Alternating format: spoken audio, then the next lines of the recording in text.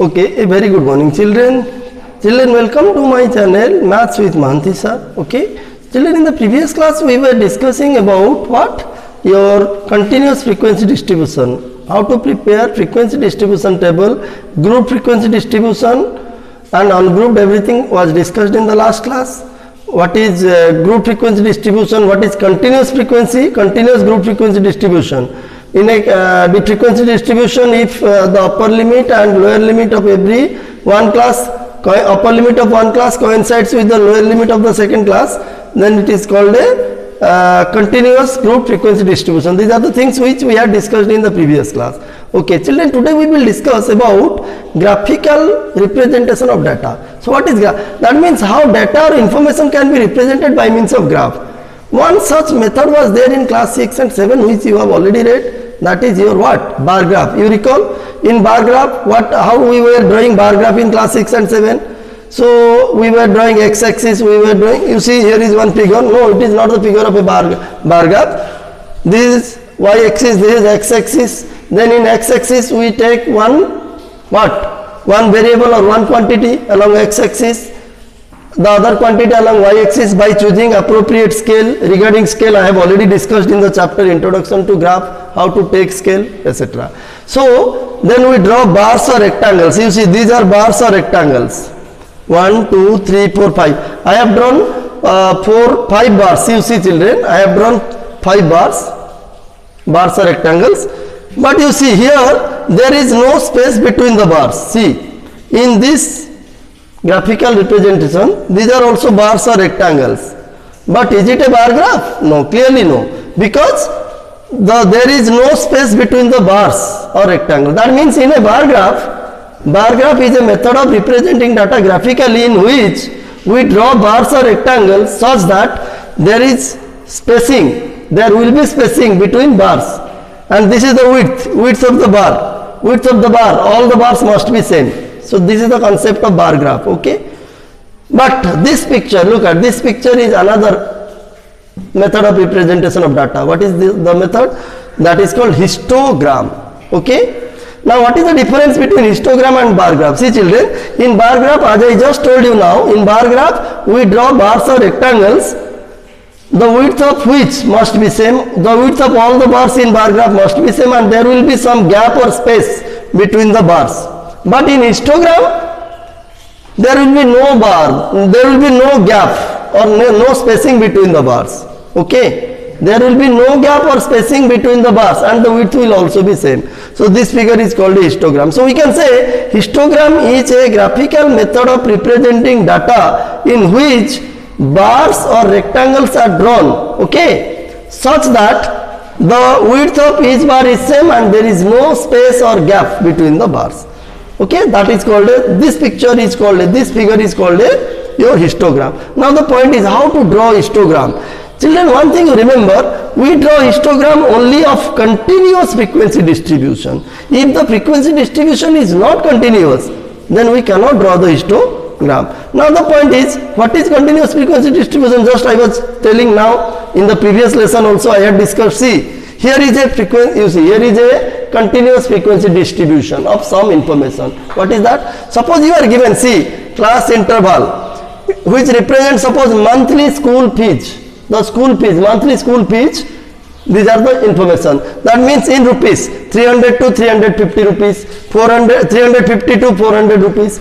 And this one is number of schools, frequency, number of schools. Suppose 5 schools, you see, suppose 5 schools are charging 300 to 350 rupees monthly fee. 10 schools are charging say 350 to 400 rupees monthly fees. So this is the given information. Now look at, if you look at this frequency distribution, it is clearly a continuous one. Why it is continuous? How to know it is continuous? It is continuous because look at the upper limit of the first class. It is 350. And what is the lower limit of the second class or second class interval or second group data? It is 350. That means these two coincide with one another. Here it is 400 upper limit, here lower limit is 400, 450. So that is why this frequency distribution is a continuous one. And if the frequency distribution is continuous, it is known as exclusive type. I had discussed this thing in my previous class. Okay. What is a continuous frequency distribution? That is known as your exclusive. That means 350 will come in this class interval, not in 350 will not come in the first class interval. It will come in the second class interval. Okay, because it is the lower limit of the second class interval or class or group data, whatever you say.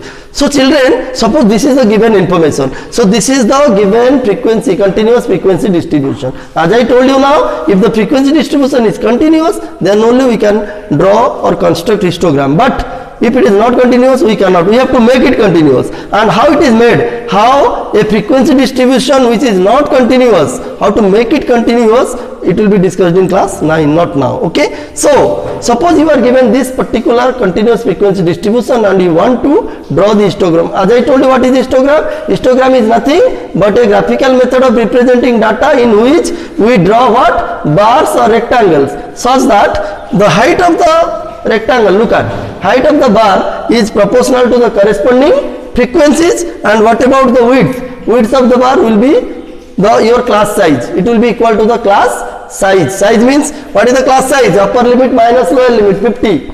So the width of each bar will be equal to the class size, and the heights of the bars or rectangles will be proportional to the corresponding frequencies, and that figure obtained is known as a histogram. Now the point is how to draw histogram. What are the steps to draw histograms? Let me tell you.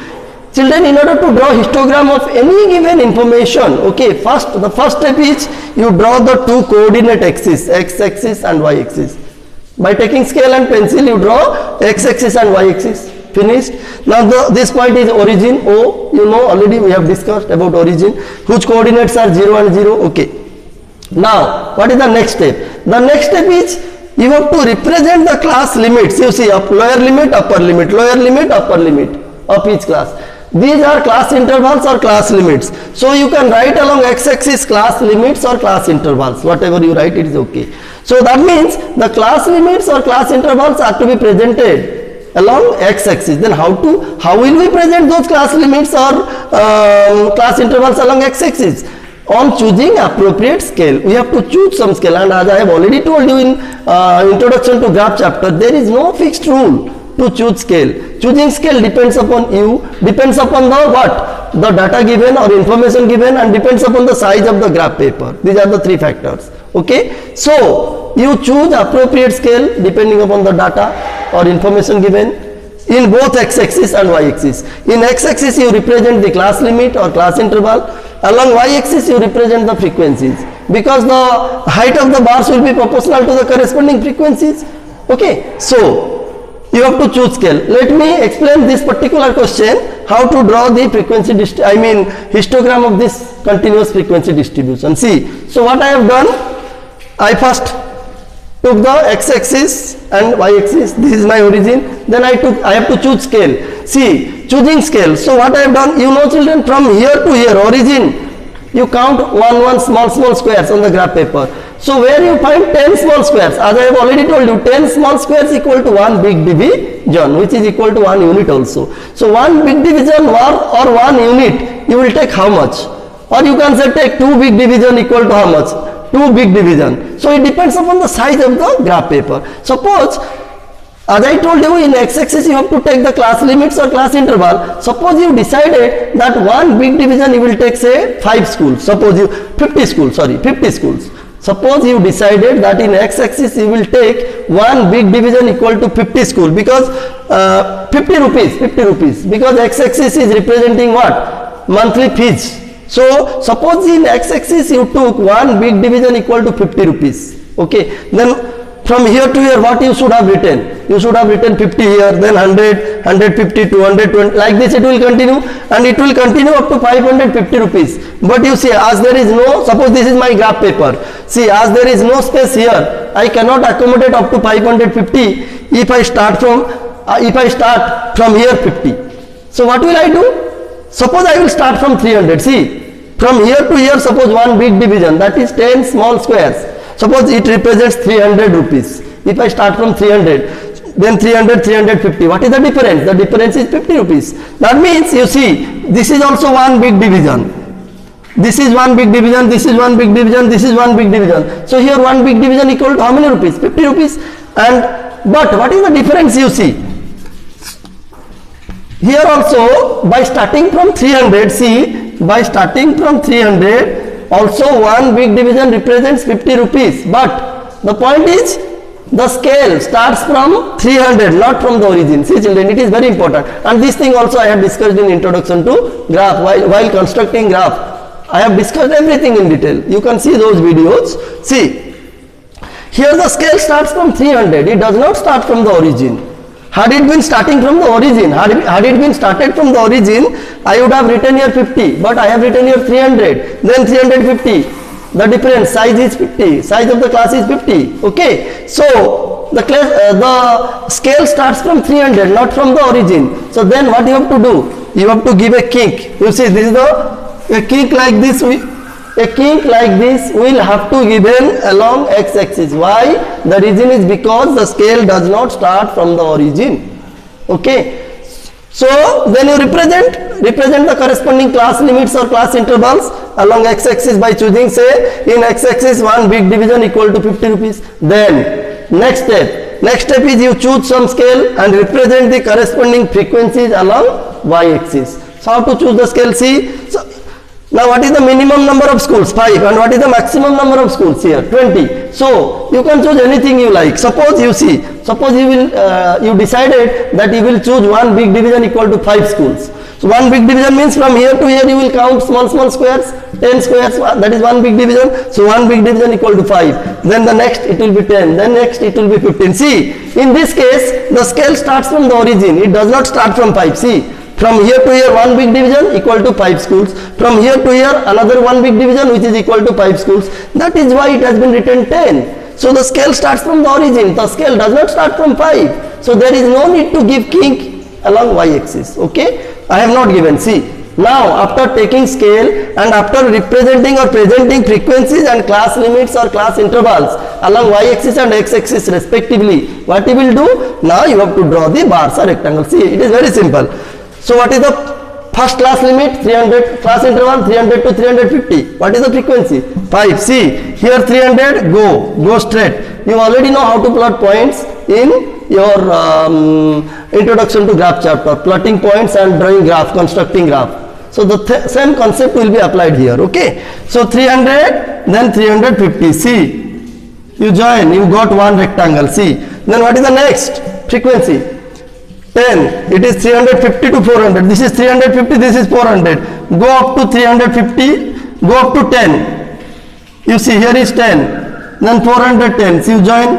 So this is another bar or rectangle. Then what is the next? Next frequency is 20. 400 to 450. You see, here is 20. Now you take C. Then is 8. 8 will definitely come in between 5 and 10. In between these two frequencies 5 and 10, because you have taken one big division equal to how much? You have taken one big division equal to 5 schools. So 8 schools will come between 5 and 10. Suppose this point 5 to 10 is 8. This one is 8. Now you go up to this and then join. Then 500 to 550 it is again 7. 7 will just below 8. See, suppose this 7. You see. Like this you can show, no problem. See, 1, 2, 3, 4, 5. How many rectangles? How many bars have been drawn? 5 rectangles or 5 bars have been drawn. And see, the width of each bar is same and it is equal to 50. The class size of these intervals or group data is 50, and the width is equal to the class size. And look at the height of the bars or rectangles. They are proportional to the corresponding frequencies, and hence this is the required histogram. Children, this is the process how to draw histogram. Children, in class 8 examination, so far as my knowledge is concerned, you are getting two types of question with regard to histogram. What is one? One is either you will be given one information like this.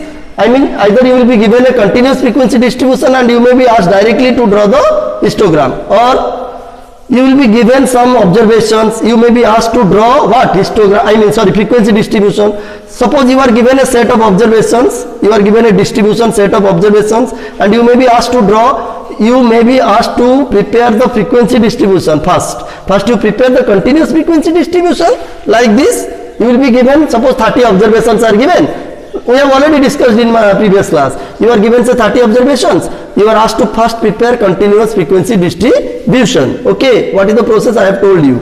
So then after preparing the continuous frequency distribution, then draw the histogram. It is bit lengthy and time taking, of course.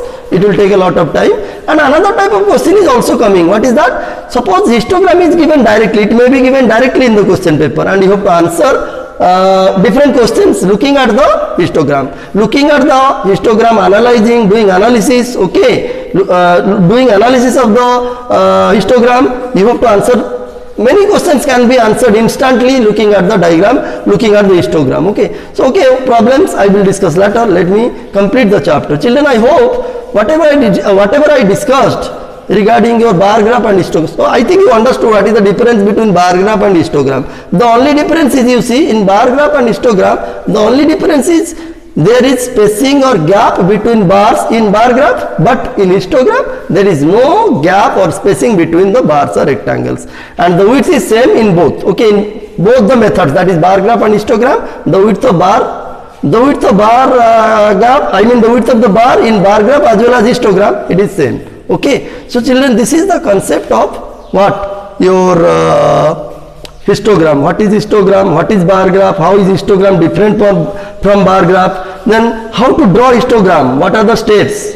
I discussed everything in detail, children. I hope you must have understood. There is still another method of graphical representation known as your pie chart or circle graph, which we will discuss in our next class. Okay. So if at all you have understood, if you understood the thing, then you can easily draw histogram. Children, I may say one thing, that if you have understood all these things, if you are understanding, if you think whatever I am discussing in this class is very useful to you, then I would definitely like to say that you must hit the like button and subscribe my channel, so that I feel encouraged to discuss more and more questions of different chapters in the upcoming videos. Okay, so we will again meet in the next class with the discussion of pie chart or circle graph, which is another method of graphical representation of data. Okay, thank you.